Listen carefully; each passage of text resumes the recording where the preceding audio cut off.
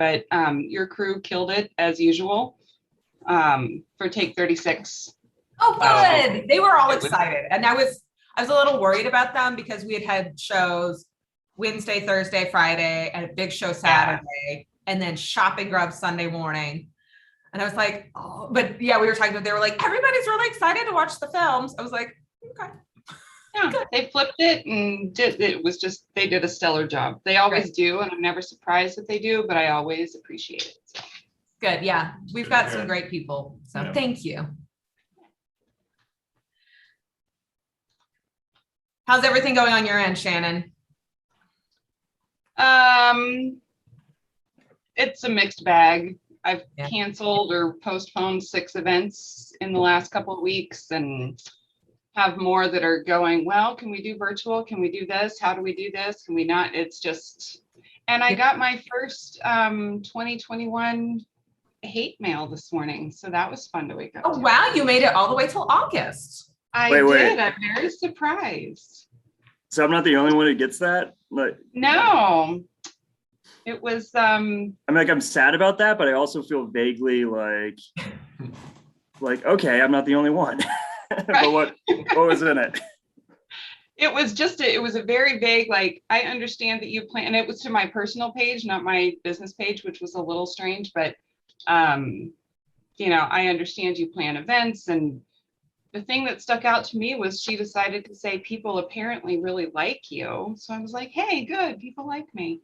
But if you decide to mandate masks or show proof of vaccine to enter your events, there will be people who are prepared to protest, and like, okay, I have security for that very reason. So yeah, we had Chelsea made a post. My wife Chelsea, I don't know if everyone here has met her, but she was very concerned about the school board's vote to not have mandatory masks in the schools, because we're just seeing, the kids more kids being hospitalized in other states. And so I wound up kind of screenshotting her post and just posted on mine, and it really took off. I guess other people felt that way too. It's a top 3 post on my page, which is kind of ridiculous. But anyways, yesterday in the mailed to our house, she got this hateful letter, and very and it was weird because the letter even said I'm vaccinated, my kids are vaccinated, all my Republican friends are vaccinated. So it seemed like they kind of get it, but then it just went on these tirades and ended with us, we should move to China, and started a GoFundMe page to do so. It was pretty rough, because it was made out to Chelsea and me, and it was sent to our personal address with no return. So I just think we're going to jump into this some more, because I'm interested to see what you guys are seeing out there in the field. But just something about, I think psychologically, with masks are a reminder that we're still battling this. I don't know, it's just bringing out the worst in some people. But so sorry, Shannon, you had to deal with that. I kind of chop it up with this is my job, but to see the private sector, people who actually, just want to do their work, having to deal with that's pretty terrible. But we're going to jump into, because I'm sure other people have stories about that too, so we'll jump into that. But I saw Brooke. So Morning. How's it going? Oh, there you are. Oh, okay. I was I thought I saw Brooke. I want to see the baby, but no, the baby's probably big now. Probably yeah, he's 9 months. He's getting big. So, but he's awesome. That's cool. So, yeah. That's awesome. What's everyone doing? So far, so good. Yeah. It's it hasn't been 9 months already. I know. I know. And it's nothing has changed. No. Right. And then here we are. We're a month of freedom. We're right back to November, damn it. But this year we at least get to have panic attacks about what will happen at events, as opposed to just I am hemorrhaging money with no events. Yeah, it's exhausting. Oh, this so heck of a timeline we're on. All right, well, it's Yeah. 6 minutes after. Let's go to get started. Welcome back, guys. I appreciate everyone being on. Lots have happened, I think, between last time we met and this time. So I'm interested to get some feedback. Before we do, though, let's go ahead and approve the minutes. So everybody had a chance to review the minutes from the last discussion on July 9th. If so, is there a motion to approve the minutes? I'll make a motion. Motion is made by Amber. Is there a second to the motion? Second. Second. Oh, that was close. We'll give that one to Ms. Harkey. So seconded. All in favor of the motion, please say aye. Aye. All opposed, same sign. The ayes have it. Minutes pass. We're going to hand it over to Mr. Bell for a update on COVID relief funds and other opportunities that might be coming through his office. Okay, thank you, Mayor. Good morning, everyone. And Janet, I just attempted to share my screen and it's saying the host has disabled that feature. So if you could enable that, I just want to show a quick graphic and we'll get through what resources we have available through the SBA.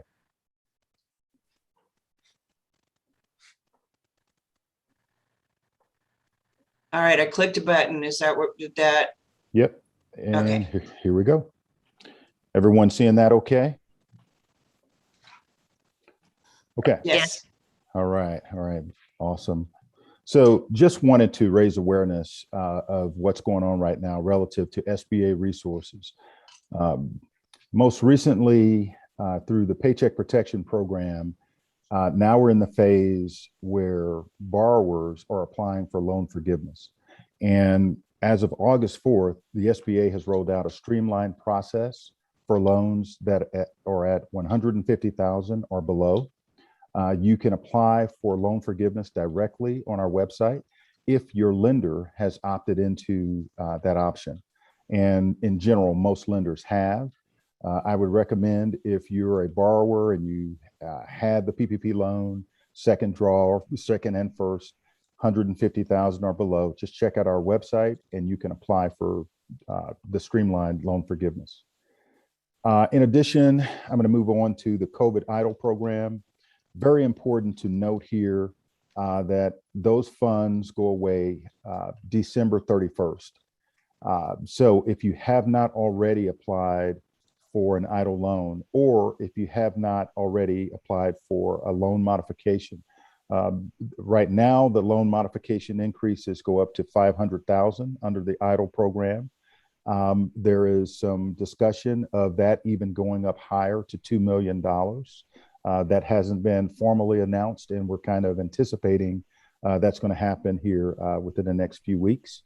So all of that to say, pay close attention under the EIDL program. And if you haven't already applied for either a modification, an increase, or the initial EIDL loan, please do so. December 31st is the deadline there. Shuttered Venue Operators Grant, that continues to be available. I believe most of the venues and eligible organizations in our area, I think most are aware of the program and have applied. Haven't received very many communications about that program recently. And so that kind of tells me that things seem to be moving along, but welcome any feedback here, certainly from the Harkeys, as they were instrumental in that program. The Restaurant Revitalization Fund, those funds were exhausted pretty quickly during that period where the priority groups were applying. And unfortunately, there isn't additional funding. We're hoping that there may be additional funding made available in the near future through some additional legislation. But at the moment, we don't have funding available. So if you're a business owner and you applied under that program, you should have received a communication letting you know either that you were approved and ultimately received funds, or communication letting you know that the funds have been exhausted.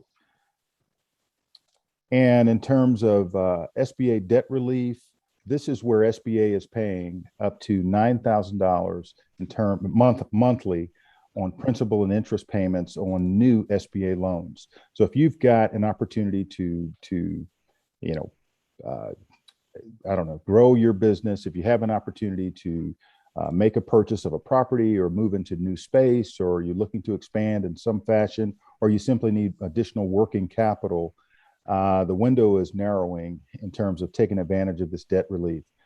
Those funds have been made available through September 30th of 2021. And so this applies again to new loans. And I would encourage any eligible business to go for it here, because that's a significant benefit. All right, and you can learn more on our website at sba.gov. I'm going to stop sharing here, and that's my summary at the moment, Mayor. Excellent. Is there any questions for Mr. Bell?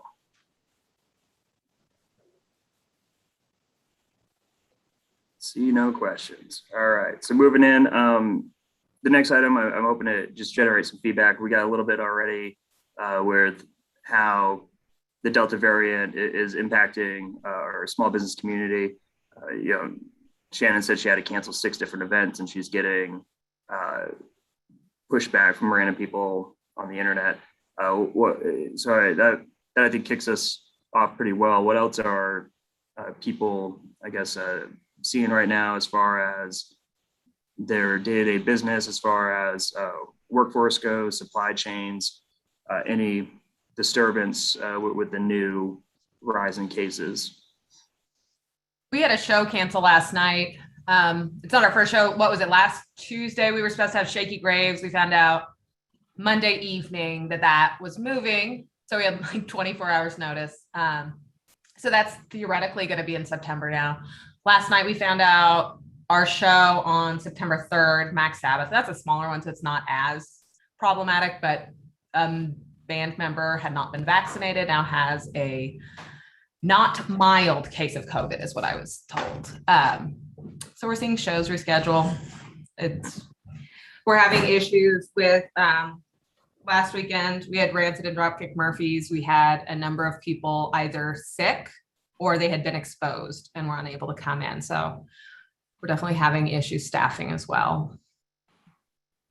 So when a show cancels like that, you don't get reimbursed for like any of the planning or anything, right? It's just pretty much. Well, these are all rescheduling, but it's also like we're out ad money. You know, like for Shaky Graves, it's not that bad because it was a month and a half. But Max Sabbath is rescheduling till October of 22. So I think that advertising money is not. Yeah, and then you're going to have some people wanting refunds, and that costs us money. And we have at one point, at this point at the Cotillion, there's a couple shows that we booked at 2019 that have either rescheduled up to 5 times over the COVID pandemic. We just had one that recently, and that recently reassigned for 2022, and it's been moved like 4 or 5 times. I'm sure we're going to get people that are angry with that and just ask for a refund. And every time we issue a refund, we're taking a hit on credit card chargebacks. We had a show that we're moving that I can't quite mention since we're live streaming, that we're moving to Wave, you know, for reasons that the band want to play outside, which is great that we have, you know, that Adam and I are partners in the Cotillion, that we can work together to move that to Wave, but it's still, you know, those are autonomous businesses. And while it's great that we can move it rather than refund all the tickets for canceling it, you know, it is a hit to the Cotillion because it would have been our first legitimate sold out show since the pandemic started. So, you know, we're seeing that all over the place. We're seeing bands just, you know, reschedule, cancel, all of that. Not only that, the ticket sales have just been Stagnant. down like crazy, and our no-show rate for people who buy tickets is higher than I've ever seen it before. Yeah, we had a country show last week, which usually that's typically the crowd that is like gung ho and they're not too easily deterred. It was an indoor show, but we had like a 40% no-show rate on purchase tickets. And it's typically 5 to 10 max. And so like last week we had to reschedule Shaky Graves on Tuesday. Wednesday, the show really suffered. Like we got about 25% of what we thought we were going to get in sales. Thursday, we got about 60% of what we typically get in sales on the band. Friday, we had the 40% no-show rate. And then Saturday, we got about 70% of our projections. So it's, and these are projections that are based on past plays off of, you know, some pretty hard evidence at what they'll do. So, and just even looking at the trajectory of sales when these shows first went on sale. I mean, Yeah. up until I guess at this point 3 weeks ago, ticket sales were great. Like for all these shows, were doing really well, and then it just flatlined. Yeah, we're seeing that with the corporate events and stuff that I do generally aren't ticketed. They're, you know, mandatory employee event sort of things, but the nonprofit events are, Wichita has a reputation for being a very last minute town anyway to buy tickets and RSVP and do things like that for nonprofit events.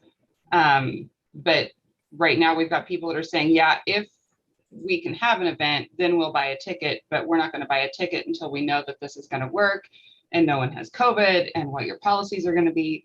So it's impacting a lot. And I've had, of those 6 events that I rescheduled in the last couple of weeks, 4 of those were already rescheduled from 2020. So that deposit that they give me or that they give the venue or the caterer transfers with all of those reschedules. So it's not like when I reschedule those, I'm going to make more money.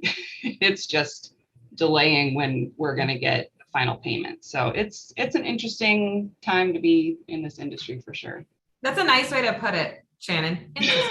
yeah. And then a lot of it is, we don't It's know. being recorded. Go ahead, Alex. Sorry, man. No, I was just gonna say, yeah, that's a good point about the deposits. You know, a lot of us have a lot of money out to artists that are just hanging out there.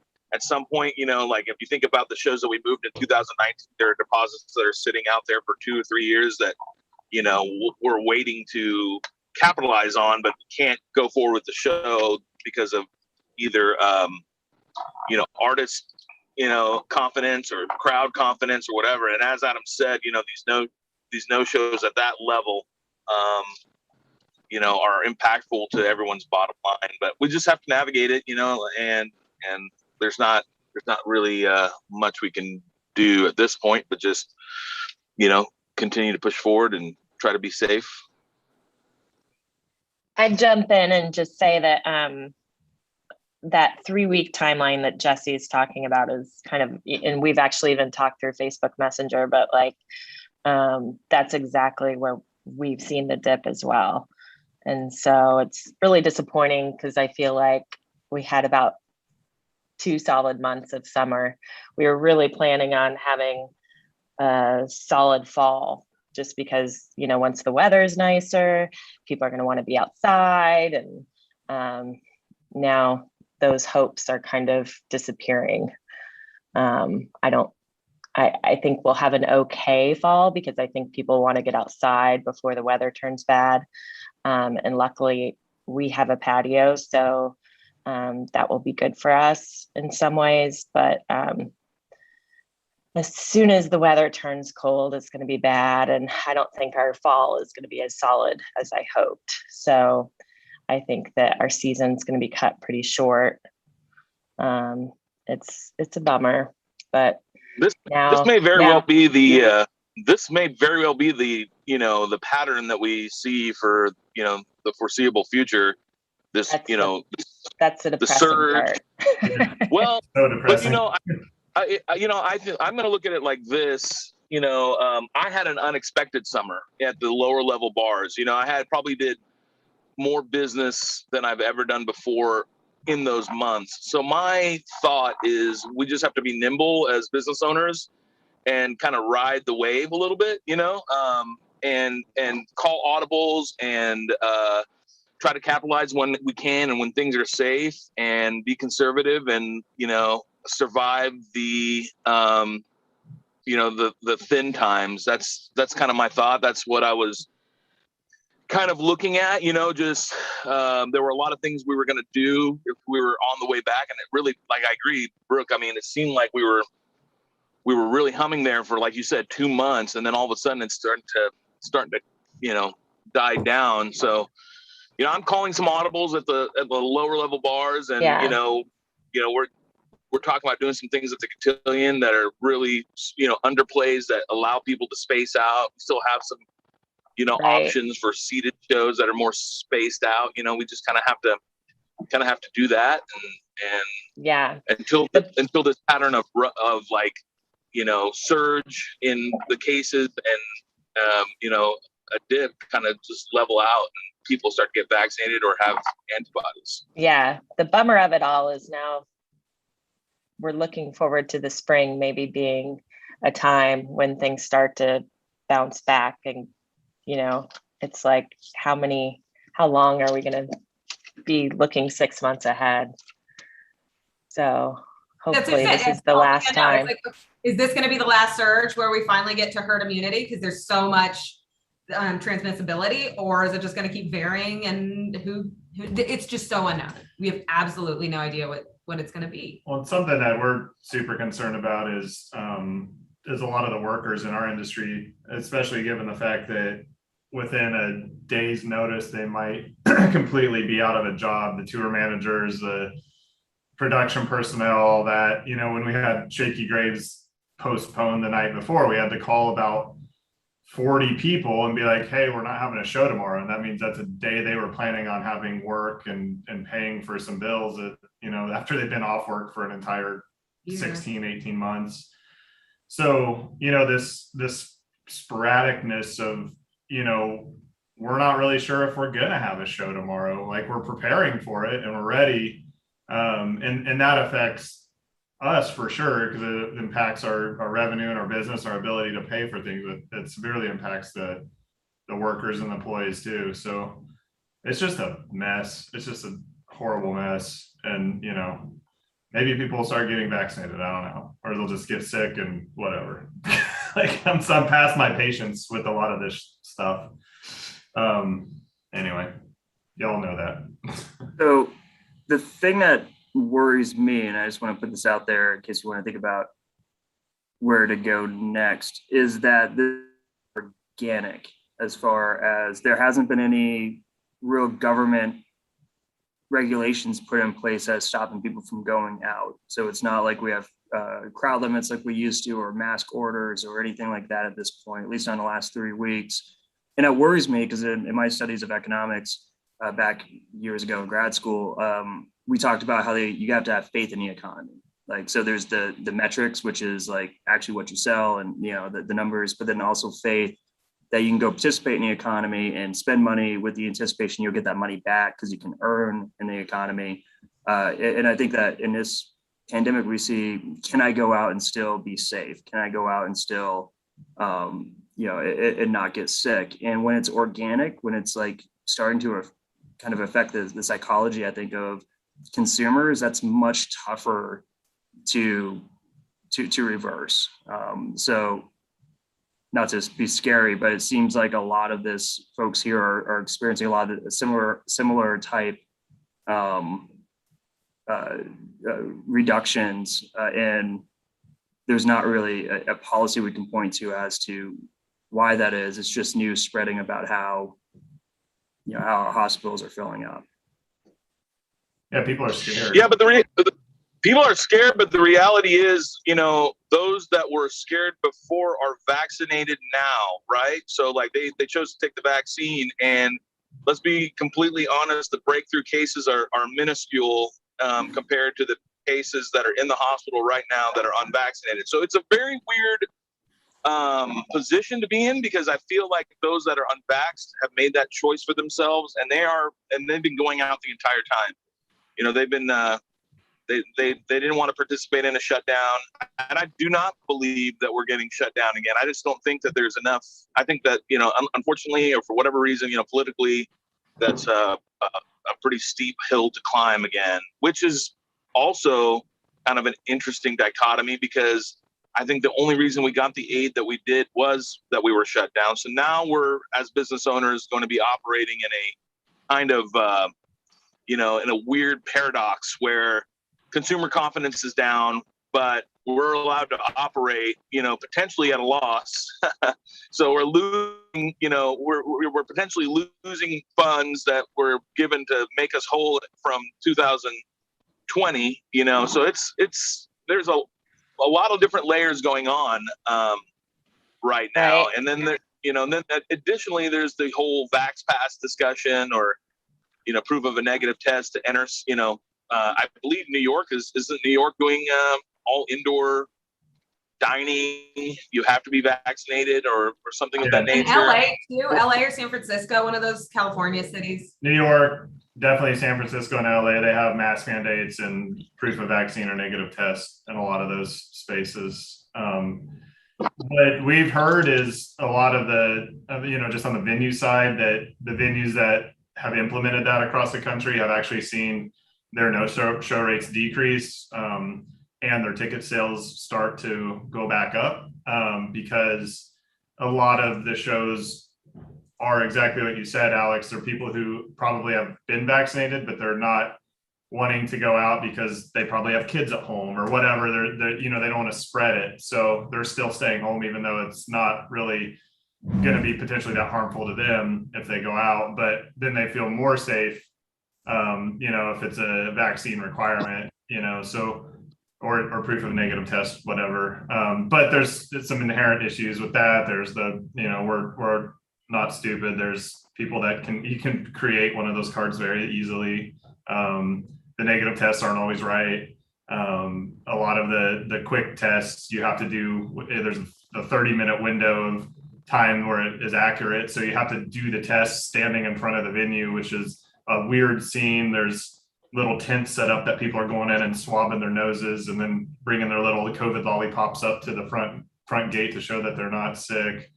So I mean, it's chaos. It's just a weird, chaotic situation. And there are some areas that you can get away with Vax Pass and negative test. I think we'd have a hard time here. I think it is spreading. I mean, yeah, that this concept of the vaccine pass, just in the last few weeks, seeing the geographical location of where all that's happening, it's definitely creeping closer to the center of the country, but it's not here. Well, a lot of, like Live Nation, AG Live, all of their shows are that now. NFL has done that. Yeah, Vegas and New Orleans did that. Yeah, New Orleans did it for all bars.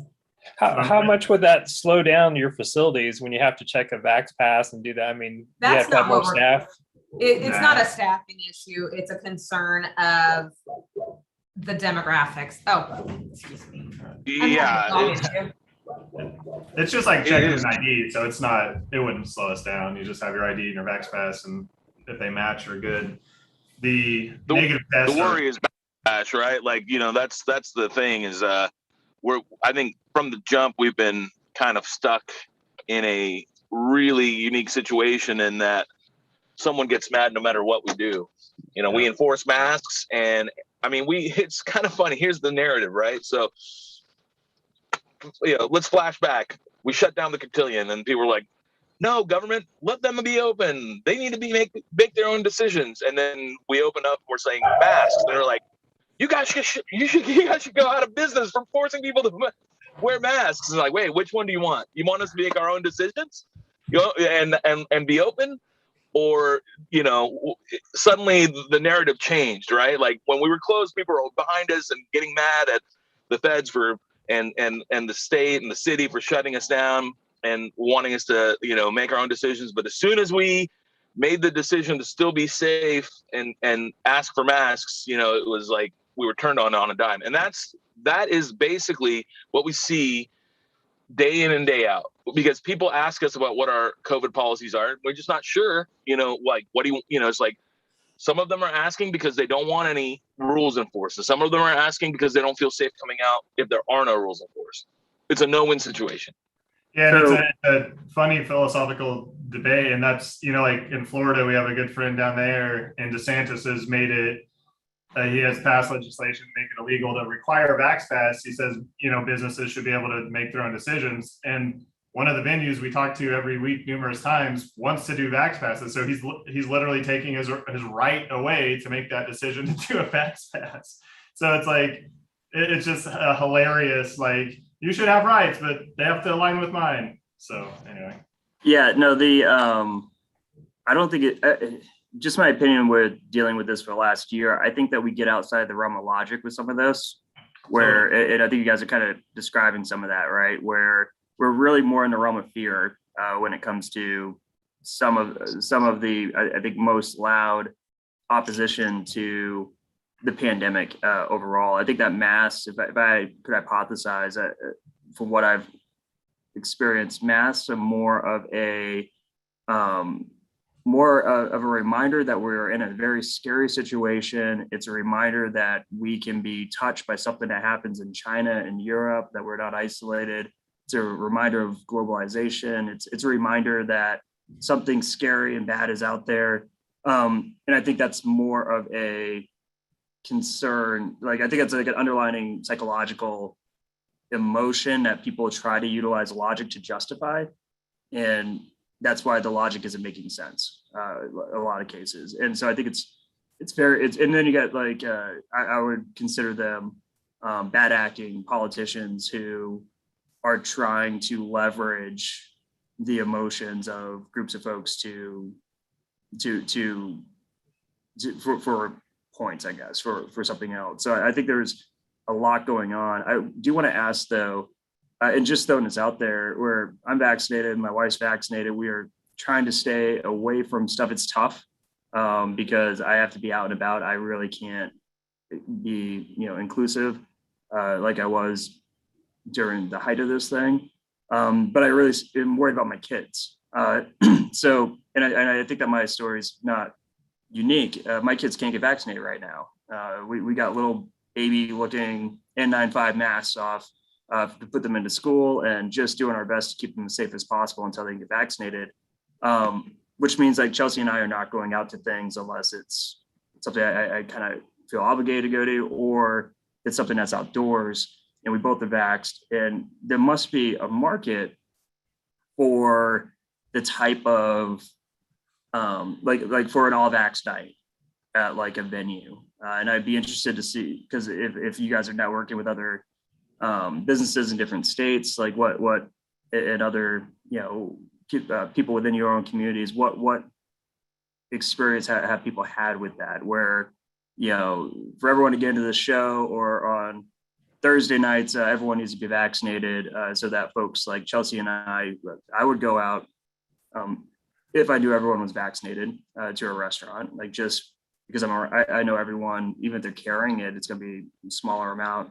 I'm not sure I would go to a big event if, today with the variant where it is. So I don't know, people got feedback about how successful maybe an event, or mix and matching, like some events are open to everyone, some events you have to show that you're vaccinated.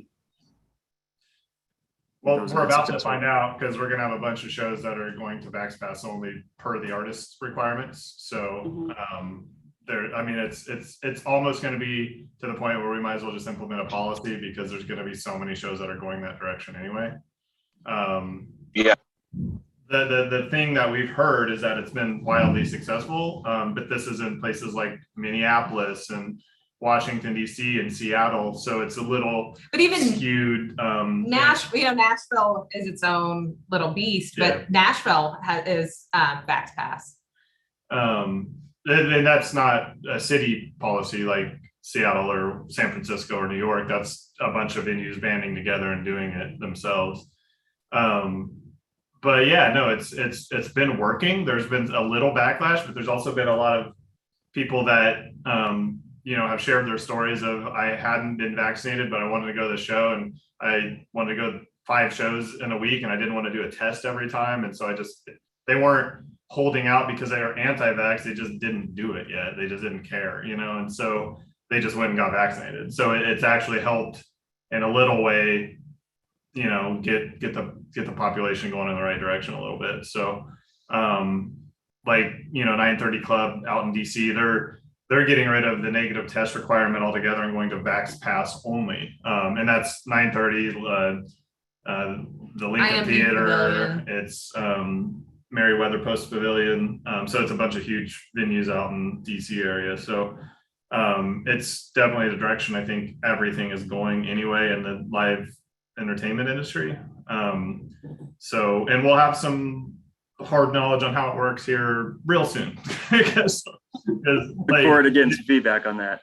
Yeah, and in early October, we'll definitely have some feedback. Right. Before then, even, I mean, some of these September shows are going to go to that. Like, we're just going to get, like, the thing with these tours is there's investments of hundreds of thousands, sometimes millions of dollars to rent the buses, get all the production gear, hire all the staff for these bigger tours.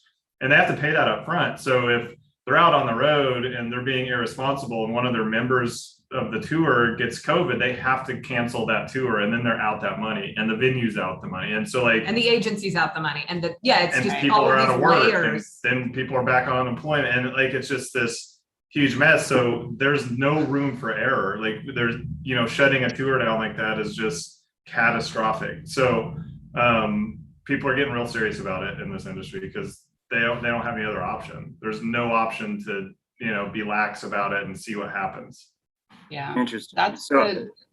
I think the one-off event industry is a little bit behind that just because we don't have as many national dollars tied to the events. It's, this business or this nonprofit.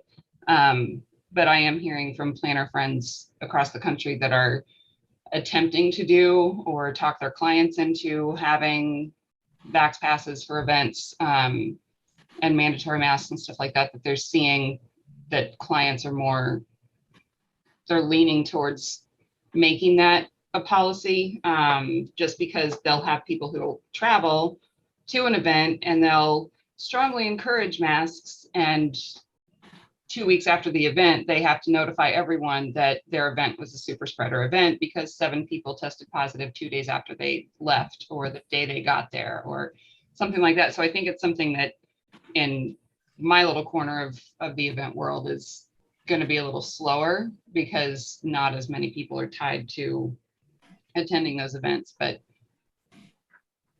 Well, I don't know. it's interesting. It's a couple things that I guess I'll throw out there. The economic data right now seems to support that the states and the cities that took precautions, did mask mandates. Early on, we knew Visit Wichita presented some data that if you had a mask mandate, people were more likely to still travel to your city, still likely to participate in the economy within your city because they felt safer. Fast forward, I think it's North Dakota, where the governor did like nothing at all, like literally nothing, just ignored death. And then, and in doing that, they actually adjusted the economic activity for population size with the bars, the restaurants, stuff going on there. And it showed that places with mask mandates actually had much more economic activity than places like in the states that did nothing, that just let it all go because eventually people lost faith that they can go out and be safe.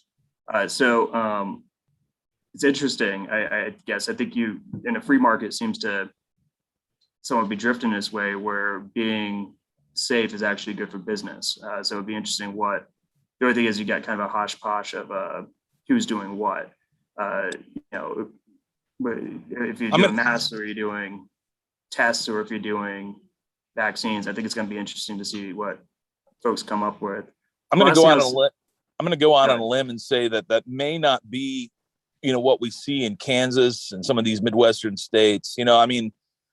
We have the logistical issue, of staff, if that is the case, because if the tour calls for a Vax Pass show, we have to, we've encouraged our staff and in several of my businesses to get vaccinated, but, we haven't mandated it.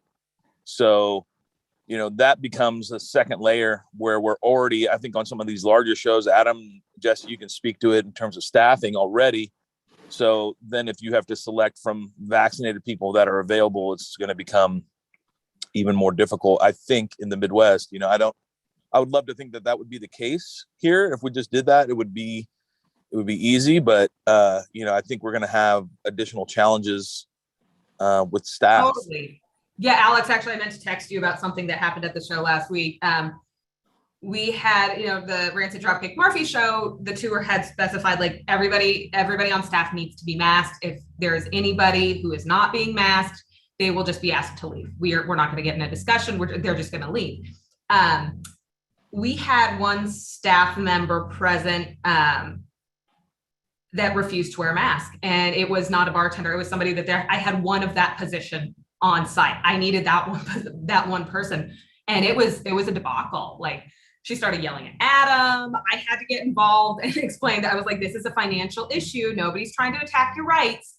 And it just blew my mind. It was a person in a position that just like, you would think that out of any position, they would understand the medical reasoning behind a mask, but it was just, it was mind blowing. Alex, to your point, like even in DC, I've talked to Audrey out of IMP a lot, and with their big shows at like Merriweather Post Pavilion, they are requiring that all staff have a vaccination, proof of vaccination for all their indoor shows, but on the big outdoor shows at like Merriweather Post, they have such a big staff, and even in a dark blue area like Washington, DC, they aren't able to find enough staff that has been vaccinated. So it's a big challenge, especially for the bigger shows. The smaller stuff we can find people, but when you start getting over 1,500 people at a show, then it's going to be tough.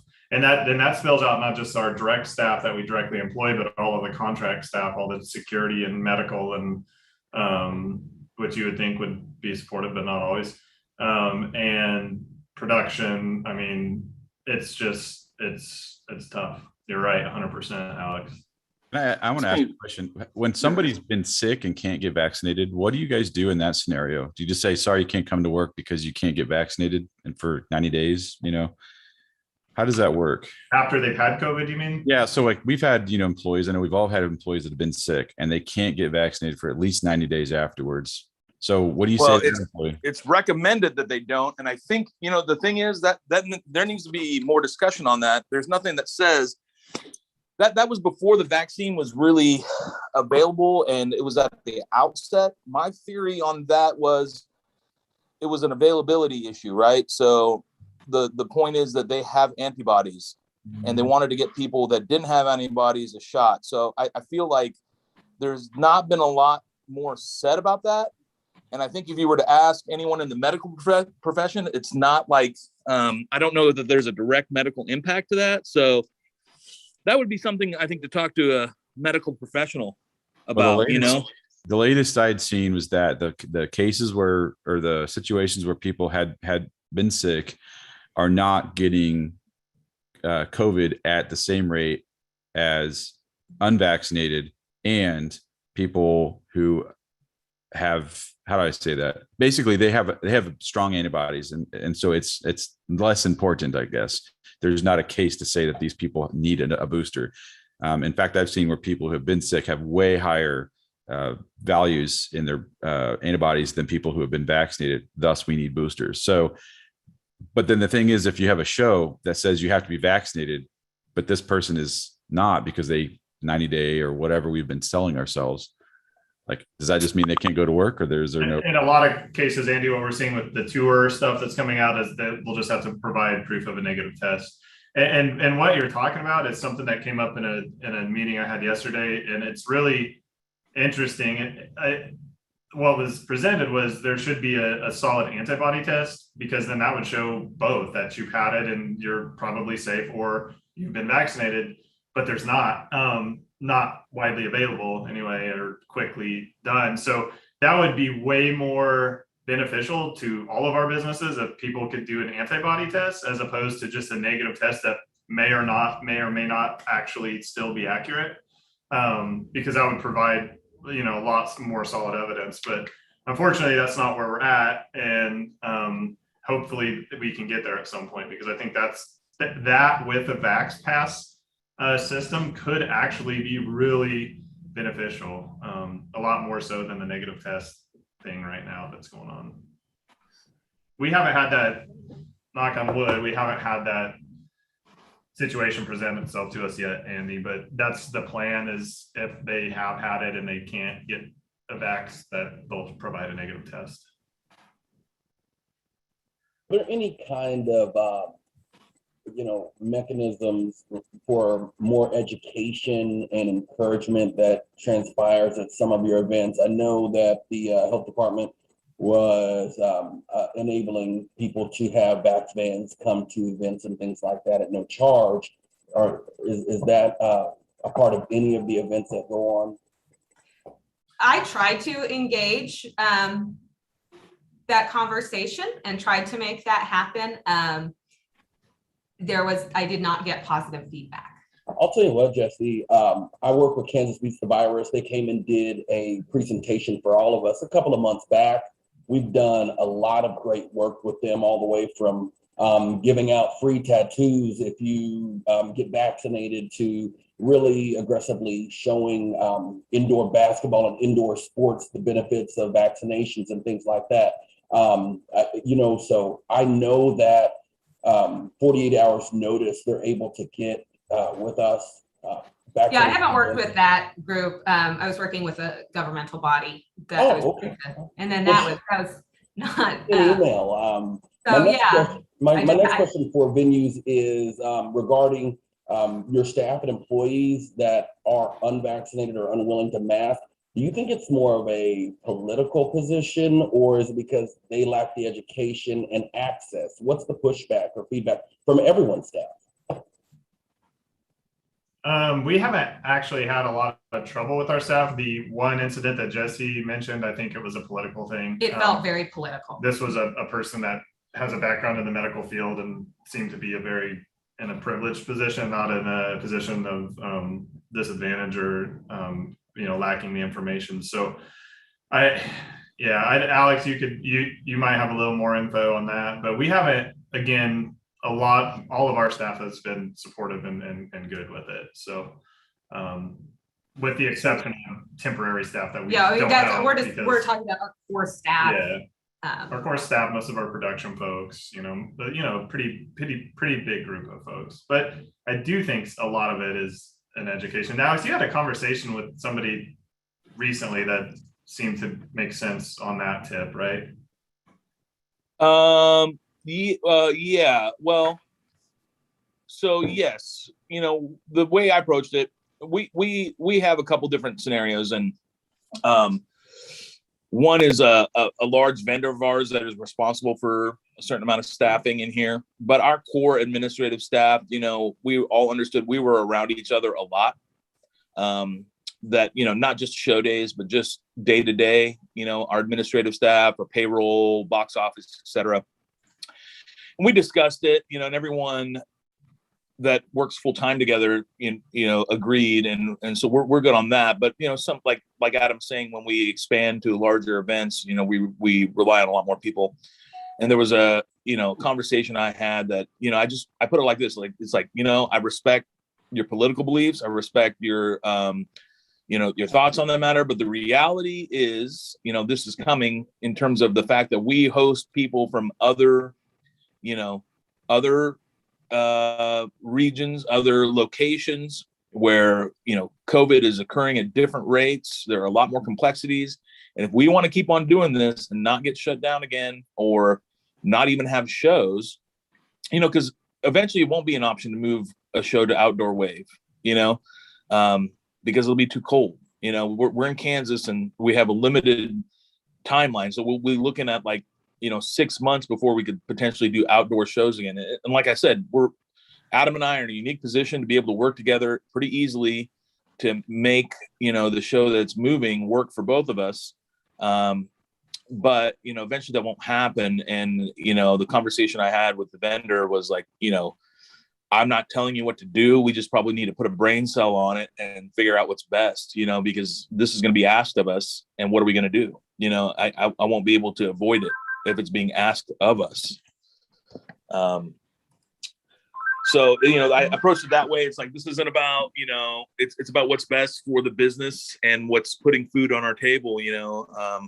we have to kind of do what we need to do to keep open. I'm not, I'm not sure that got through. We'll continue to work through it. That's all we can do. So just gonna. I'd like to jump in real quick and just Go say, ahead. sorry, Mayor.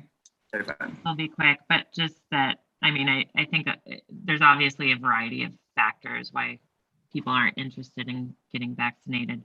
But education, and then just being motivated. Tython, I would be interested in learning more about what you guys do and how you guys can help us. But, for instance, I had a server the other day basically say she'd go get vaccinated for to win a $20 bet. So it's all over the place.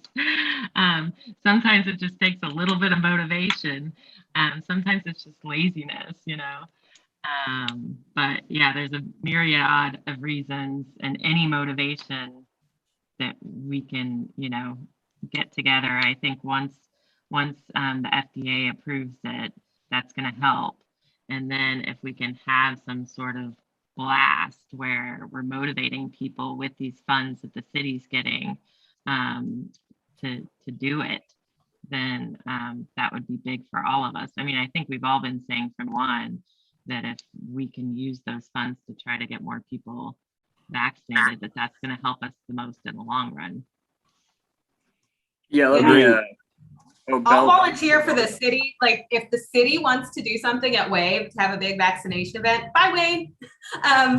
If the city would like to use funds to have a big party at Wave to do a vaccination event, I'm more than happy to do that too. So, well, I'm curious. help with that. Obviously, within the community, there's a lot of folks that have a distrust of the government, and there's good reasons for that in many cases. And so, I don't even know if it's more of a personal thing, if we can all talk with people that may have some hesitation. And I don't know, it's not just all people who are politically motivated. Yeah, right? there's I've so always many thought varieties. if we could get, an expert in to talk to my staff. So- whenever I talk to staff members about it, I'm like, don't ask me, ask your doctor. Don't ask Yeah. me, ask your pediatrician. Like, I'm not the person you should be talking to about this. Trust the people with the information. And, I feel like if we could have people maybe come in and talk to my staff, you'd probably be able to change a lot of minds. I think a lot of, this stems from distrust of our healthcare system and people not having general physicians that they go to see every year. They're just not used to getting expertise from people. And due to big pharma and how our healthcare system works, you can understand why people are distrustful of it. And I just want to follow up on something Brooke said.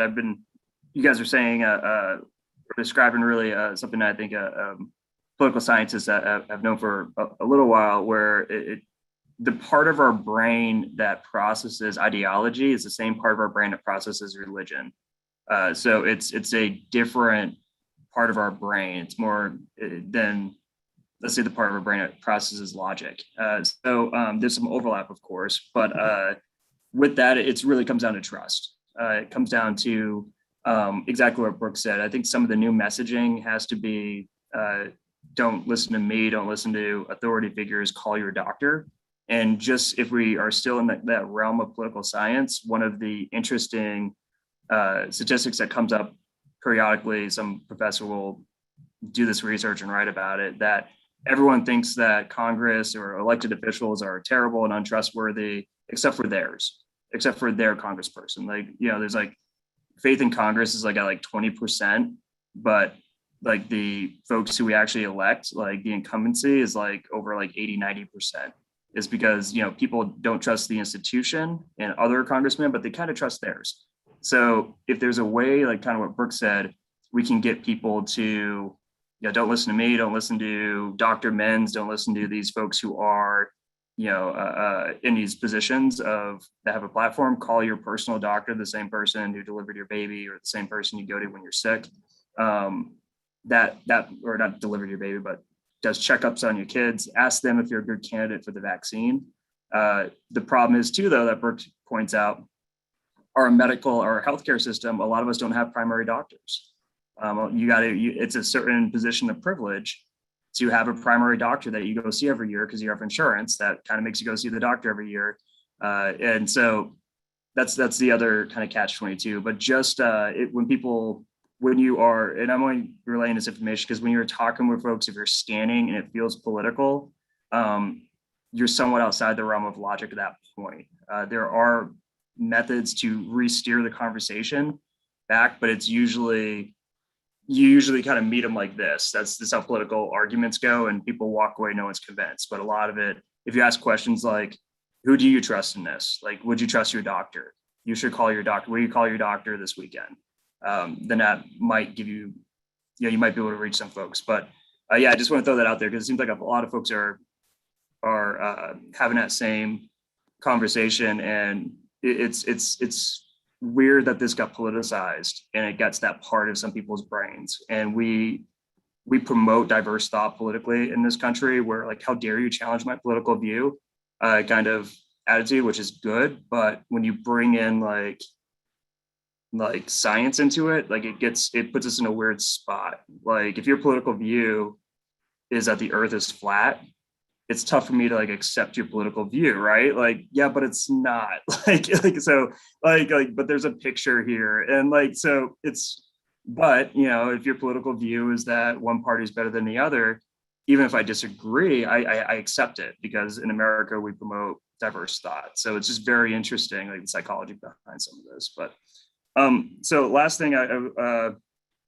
got some good stuff to take away. We are our budget, just briefly about, we have some money put aside for small business development, for job training, and for our other initiatives going to be affordable housing. There might be some opportunities there to utilize some funds to perhaps help when it comes to make sure everyone stays safe and healthy. We would have to look into that. The county is really supposed to be in charge of public health. So there might be some opportunities to work with them as well. Ms. Harkey sounds like there's a working with one of the bodies governing bodies didn't really work out. My recommendation is to reach out to Health Corps and to reach out to Hunter Health Clinic. They also are doing vaccines, and they seem to be pretty easy to work with. We utilized, I think it was Hunter Health when we had our Pride event over at NASCAR Park, and they were very easy to work with. So there's these nonprofit groups that actually get their vaccines from the federal government directly, not from the state. So there might be a play there. Miles writes, if anyone wants a vaccination van at any event, please reach out to me and I can help. I'm almost to the point where like, can we just set up vaccine vans at like 1 a.m. in Old Town and give people free t-shirts if they get vaccinated, like a taco? Like, I bet we like knock these numbers down. Like, those are the people not only out and about, but they're like out and about spreading it without knowing it. And they're already going to feel terrible the next morning. So like popping a Johnson & Johnson or arm in exchange for a t-shirt, it's not going to make them feel any worse than being hungover. So, but anyways, no one listens to me. So with that, we are coming up on time. I do want to brief on just an update on, and you all probably already know this if you follow me on Facebook, just the last time we talked about the NDO, the non-discriminatory ordinance, that has been postponed until, when is it? Like, I think October 12th. And so that was unexpected. We do have a startup committee that now has been tasked to review this, and we are still working on it. So just so folks know that that got put on the back burner. So we'll we're still open for questions and input at this point to hopefully, I guess, craft better legislation or to make people feel more comfortable with it. So if you still have any concerns or any ideas with that, feel free to pass those along. We still have time. This will be the 4th read. We've never had legislation come through the city that had to jump so many hurdles. This is the first time we've ever, at least in recent memory, had something pulled off a 2nd read, consent agenda for a full-on debate, and then rejection after it's already passed twice. So very strange situation, but hopefully we can join the other 21 cities in Kansas that have an NDO, and we'll keep working on it. But if there's any questions or anything, there's still time to make adjustments at this point. Any questions on that? Okay. Just wanted to give you guys an update. We are at 10 o'clock.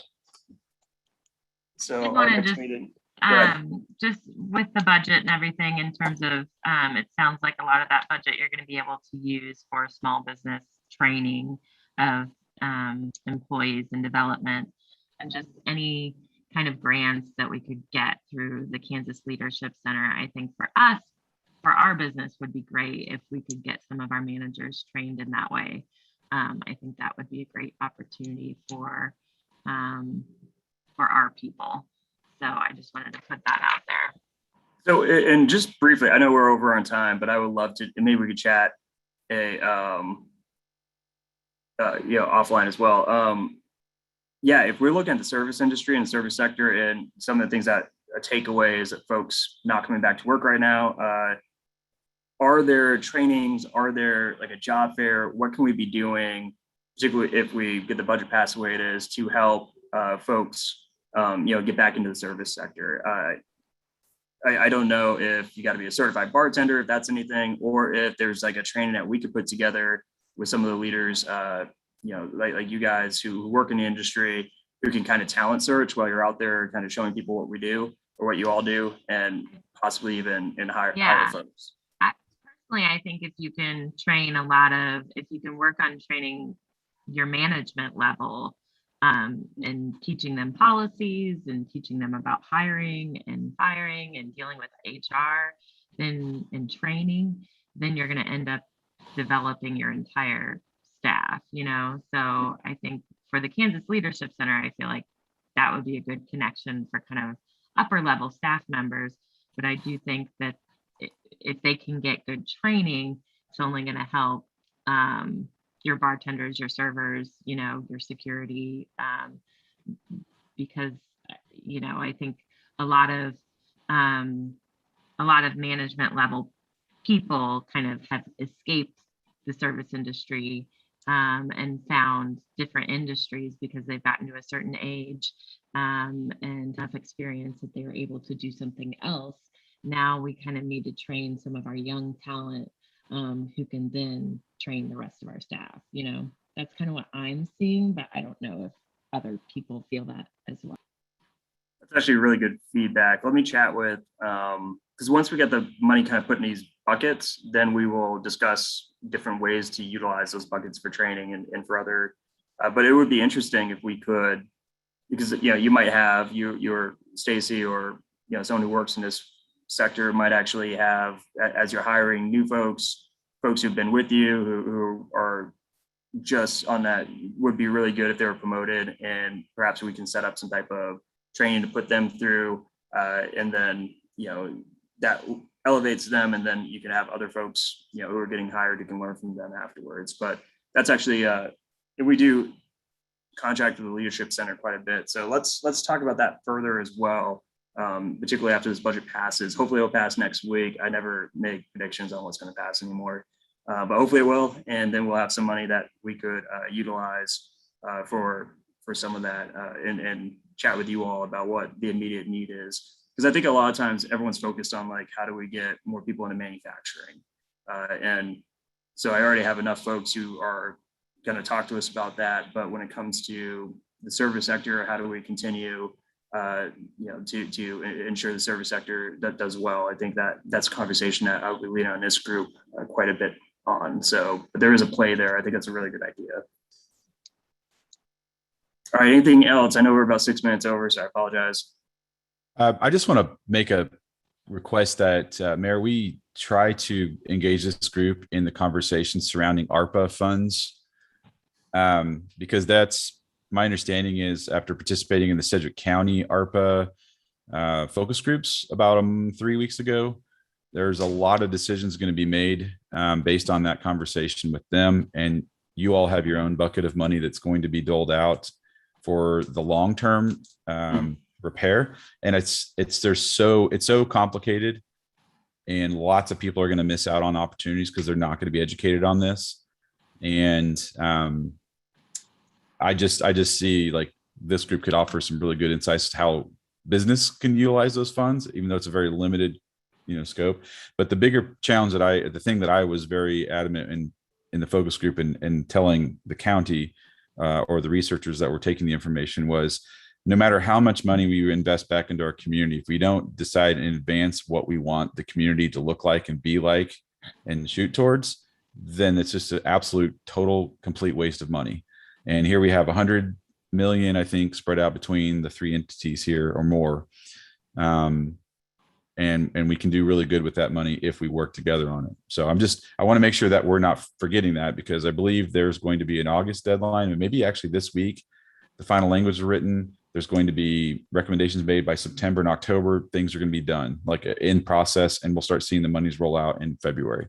So I'd love to know the city's perspective on this as well. I do know that what frustrates me is that the county already doled out somewhere in the neighborhood of like 30 or 40% of the money before the plan's even in place, because it went straight to healthcare efforts, which makes sense to some degree, but healthcare is actually not improving right now. So I don't know like if that money is going to go to solve the immediate problem versus the funding is supposed to solve the long-term problem, the recovery, but not the emergency effort. So I don't want, anyways, I don't know how many people actually know about this. Right, and we haven't approved our $5 million in each buckets yet at the city level. Once we do have to figure out, okay, what's the best way to get the most bang for our buck. It's very easy to look busy or to feel busy versus being productive. That's something I learned different jobs I worked, but you see that also in government where, $300,000 spent on billboards to promote vaccinations, and like it didn't move the number an inch. Like you look busy, but like you actually didn't do anything. And so, that happens quite a bit. So I think the way we get kind of the most bang for our buck out of these programs is going to be leaning on people like you all and to ask, not only what do we need, but what's the problem? Problems are good things to have for us when we have the resources, because then we can find the answer. So that I think is going to be important moving forward. But just to your comment, the county sounds like they're a little further along on how they are going to spend ARPA funds. We are not at this point. We still are approving to have those funds in those buckets, and then we have some ideas, but then we're going to start into how do we best apply those so that we can focus on that recovery aspects more than the health aspects. Well, and the point I made to the person that was conducting the survey of the group was that, what are we aiming for? I can't quite explain my answer if I don't exactly know what we're aiming for. It has to be a big part of this, because with the room full of people from various industries, I had gone to the last of those sessions, which kind of had mixed industries. And I had said that if you believe that the place we were pre-COVID was the place that we want to get back to, then you've got your head screwed on backwards. And she laughed and said, every single group has said that we don't want to go back to that place. We have to go a different direction, because that wasn't a good place to be. So if we don't stand up and use the data that's been supplied to us for years, it was mentioned Wichita State and Jeremy Hill, I believe, with that organization with the research, economic research development, and James Chung report, all of that pointed that the place that we were was not the place we want to end back up. So I do not want to see us aim for that, because it's not a place that I don't think we need to be. So that's my opinion. So anyways, anything we can do to weigh in on, that'd be good. Andrew, and Mr. Mayor, and any of those conversations that you guys have had about the ARPA funds, I've sent some emails and I'm gonna send more. But has there been any discussion about dedicating any of those funds to arts programs, public art, supporting artists, or any of that? There's I know it's not an option for, like, when you take the Sedgwick County survey, there was no option for anything like that. I'm just curious. there are ways to get there, but they have to do something else. You know, they have to, like, Right. perhaps they would, if a nonprofit, for example, would utilize funds for arts, it would have to create jobs or build programs. You know, they want programs. And so I think that there's an opportunity in there, but and I'm looking like the list that the actual Congress put out there. I thought I saw earlier something specifically pointing at that topic, arts, but I anyways, it's like 1,000 pages long. I'm not going to read it right now. So, but I mean, like, the county did a nice thing in allowing us to participate. They invited a lot of us, you know, people that have spoken up and sit on councils and members or groups to talk about their ideas. I hope the city was willing to do that as well. I don't know if you're working with a consultant like the county did. They seem to work specifically with governmental organizations there. And so I would love to see that again, because our public input needs to be more than just, you know, a couple of groups online. We end up doing things the way we've always done it if we don't get input, and that's not going to work for us. Right. No, I agree. And I'll bring it up with the manager today. But yeah, we got to set that process and make sure that we get the public input on it. If not, we get, as you mentioned, a bunch of kind of recycled ideas that really haven't done everything that we need them to do. So no, I agree with you. Let me talk to the manager about best ways to, you know, if this thing passes, best ways moving forward when it comes to gaining some of that feedback. With that, it's about 15 after, so I'm going to go and wrap this up. We can continue the conversation as we, you know, online through email or whatnot. Feel free to reach out. Our next meeting is September 17th. And that's about it. So with that, I'll make a motion to adjourn. Is there a second? All right, all in favor of adjournment, please give me a thumbs up. Aye. All right, all opposed? Same sign? Nothing. All right, cool. All right, thanks a lot, guys. We'll see you next month. Thank you. Thanks. Thank you. Take care. Bye.